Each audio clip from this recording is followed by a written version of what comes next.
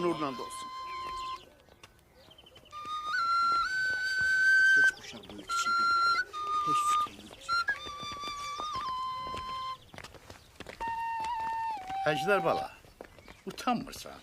Zurna çalmağın vaxtıdır. Zurnanı mən yox, siz orada kiminsə zurnasını çalırsınız. Eyüp dele danışma. Şamil em rahmete gidip kişinin indi bastırmışım. Şamil əmi rəhmətə gedib. Şamil əmi o evdə yazıb özü üçün, xorxorla.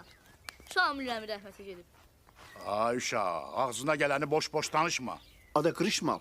Dolanırsan bizi. İndi de İsa peygamber olup ölüleri dirildirsen ha? Ələmi, vallah düz deyirəm. Elə bu saat oradan gəldirəm. Öz gözlərimlə gördüm onu. İnanmırsınız, gedin baxın da. Ay kişi aklın ne kesir o işte. Bu boyda Yan şans görək sözüne başımıza inanan. nə gələcək. Ne bileyim Allah özü bilemezse. Bilmiyorum nasıl bir defa bu uşaq benim gözümü karıştırmıştı. Gittim o dünyanı gördüm gayettim.